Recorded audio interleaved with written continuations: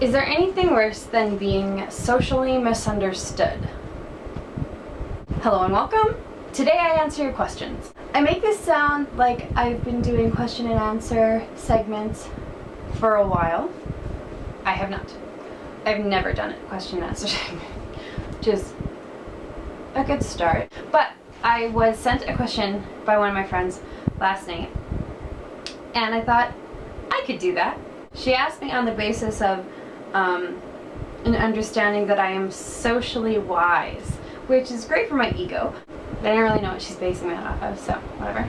Bust magazine has a column called "What Would Roseanne Barr Do?"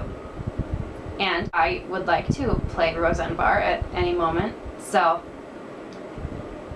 Okay, so today's question comes from Little Edie, who is also a friend of mine. I'm in a choir with a woman my age who has been ambiguously friendly to me for the past year.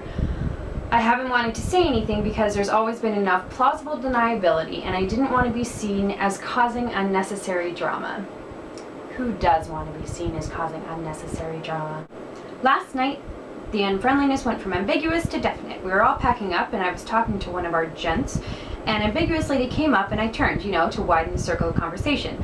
She looked at me, glared, and then turned back to the dude and said, "I need to ask you something," then walked away.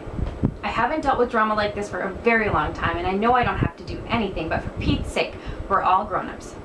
You are wise in the ways of people and social things. Help a sister out. Again, not sure what you're basing that on, but I'll take it. Self 5. First, a parable. This isn't actually a parable at all. I had a roommate who had a general dislike of all blondes. That she didn't know.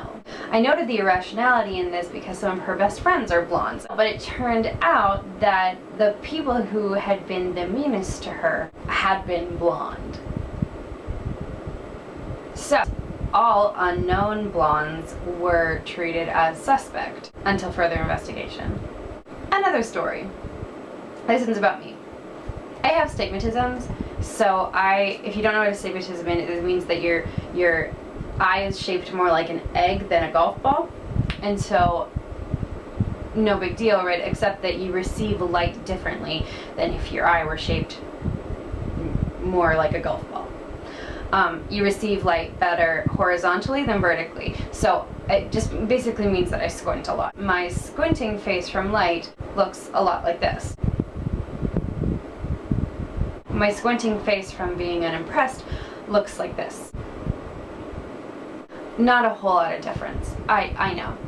And so people have a hard time telling the difference, which is pretty valid. I mislead people a lot, and they think I'm angry when I'm really just squinting. The point is, Edie, you never really know what people are thinking. You never really know why they're thinking it, because we are so cognitively differentiated from each other that until we spend a lot of time with people in concentrated settings doing shared tasks, blah, blah, blah, we can't really understand their cognitive processes.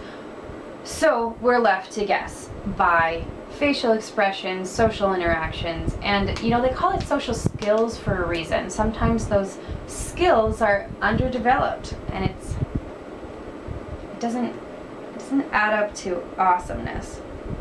So, this is my advice. Next time you see your friend, just go on up to her and say, "Hey, did I do something? Because I really just feel like this isn't going as well as it probably could." This interaction will result in one of two responses. First, she could say, "No, we're fine." If so, you have done everything you can. Or she could respond, "Oh my gosh, why do you think that? Have I been reacting poorly? I'm really sorry. I'm just acting this way because of reason A, reason B, and reason C. It has nothing to do with you." If so, I guarantee you she'll be much nicer to you in the coming future. If, however, she responds in the less desirable option A, or number 1, either or, the only thing you can do is treat her as a piece of furniture. Don't change your actions because she's there. Don't sit on her, but work around her. This has been question and answer period number 1. If you have questions, send them to, well, I guess you can just put them in the comments below. Okay, hope that was helpful, Edie. Bye.